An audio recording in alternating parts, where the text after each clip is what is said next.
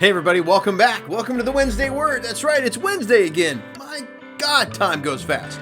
Welcome back to the Wednesday Word, everybody. My name is David Bradley. I am your host of the Wednesday Word. I am also a senior sales and marketing manager with Grant Cardone. Now, the Wednesday Word, if you're a first timer, number one, thank you and welcome. What do we do on the Wednesday Word? Well, here's what I like to do. I'm going to crack open a dictionary and I'm going to find a word that has some connotation or relation towards to success. And we're going to look at that word and we're going to understand the definition of it, where the word came from, what it means, and then also, most importantly, what to do with this word. How do we take this word and use it in our daily lives and then plug it into our sales and our business and our life? First lesson I learned from Grant Cardone when I started studying his content back in 2003, selling is a conversation. Power comes from the words that you use. So let's understand the words that we're using and let's understand the power within them, all right? So let's hop into today's word, which is what? Today's word is validation.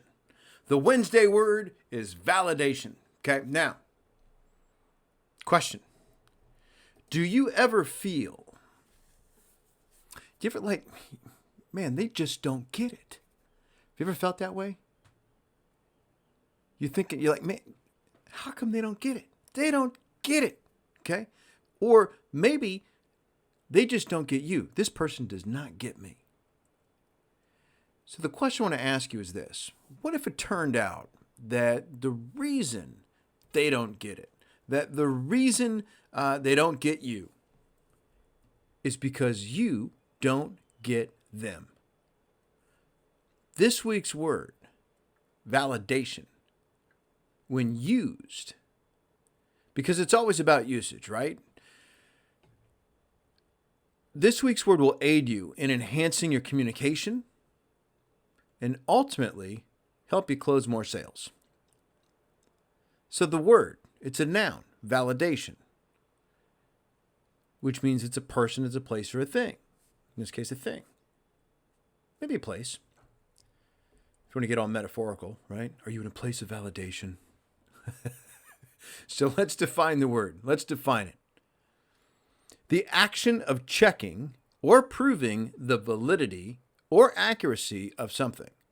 The action of making or declaring something legally or officially acceptable.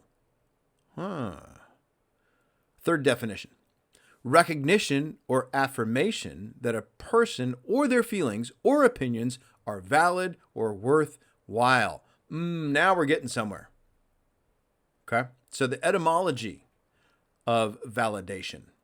For that to happen, the etymology, we need to go to the root word. And in this case, the root word is valid. And valid is an adjective.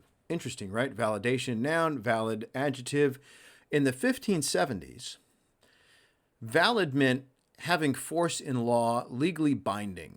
And then you get into like the mid-range, Middle French, like 16th century. And then Latin.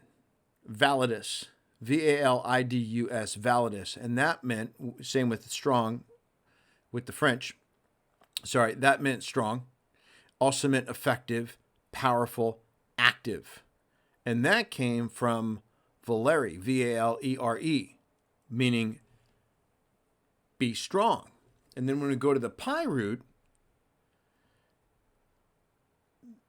means, again, to be strong.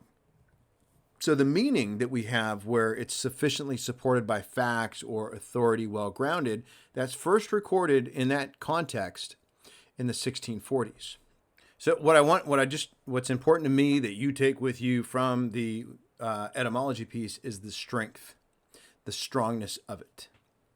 Okay, so then when we start looking at what to do with this word, here's a couple action ideas for you. This is something that I learned years ago and it's been a very effective thing for me. Validation. There is a communication technique called sandwich technique. Now, if you've heard of it, then you know where we're going with this. If this is the first time, though, enjoy this because this is awesome. So when you're giving advice, whether it's solicited or not, people are also looking for and want validation. So if you're going to give advice, you want to use what I'm calling, or what I learned it to be as, it's the sandwich technique. So you want to agree first with somebody, you want to compliment second, make them right, do that third. All those three things are happening before you inject any kind of criticism or advice or what have you. Because what people are asking for, it very well may be quite different than what they actually want. So the idea would be to not just skip right to criticism. You want to buffer your criticism. You want to buffer your advice with what is good. You want to then deliver the advice or the criticism, and then you want to end on a positive note as well, something else that is good. So just think about the last time you may have been asked for advice, or the last time you wanted to critique somebody's behavior or performance or activity or anything. How did it go? And would it have gone even better if you'd have started it off with, hey, you know what? I really love the way you ding, ding, ding, ding, ding. Do not use the word but. So it's, hey, you know what? I really love the way you deet, deet, deet, deet, deet. And would love it even more. Or I would really appreciate it if ding, ding, ding, ding, ding. And I also can't get over the fact that you do this so well. Okay? How would it have gone differently? Would it have gone better? Food for thought. Something to think with. Something to maybe exercise out and role play. Okay, so that's the first one. Use the sandwich technique in your communication. The second thing is, how do I take that? How do we then, in sales, start applying something to that degree in our efforts to handle and overcome, move through, pass, beyond objections? So in Grant's book, The Closer's Survival Guide, he's got a section in there called the 10 Reasons Closers Fail.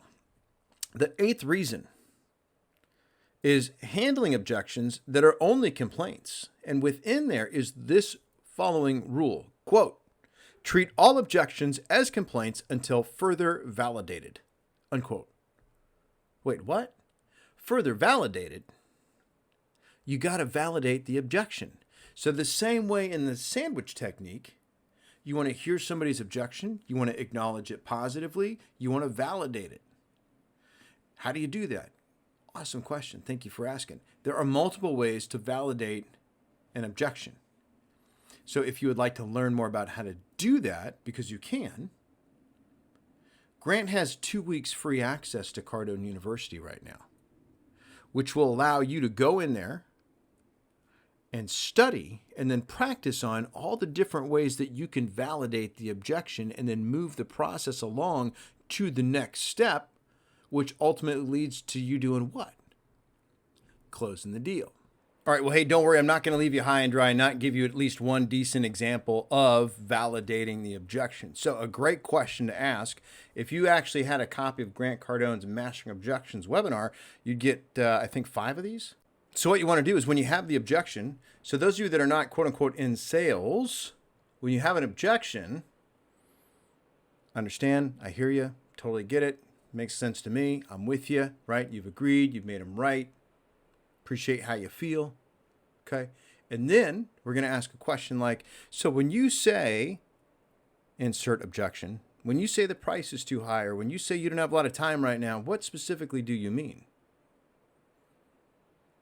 And then another question, just a little bonus one of my favorites. I'm with you, but that wouldn't keep you from doing it, would it? Yeah. Okay, so tinker with those, experimentation with those a little bit, and let me know what happens. Let me know how it goes. So what's the plan here, okay? We're going to start using the sandwich technique in our communication, which means we're going to sandwich, literally, a piece of criticism or a piece of advice on something good, a little positive, negative, positive, okay? Sandwich it together, okay? Makes it much more easy for people to take and digest and implement, okay, which you want them to do, right? Otherwise you wouldn't be giving it to them. And then as we are handling objections, as we are doing that, we are going to do what? We're going to handle all objections as complaints until further validated. Yeah, awesome. All right, so this has been another exciting episode of the Wednesday Word. Hope you got something out of it.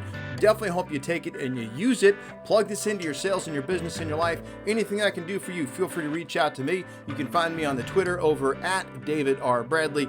My website, cardonesolutions.com. Thank you so much for being here. Have an awesome rest of your week and be great, because nothing else pays.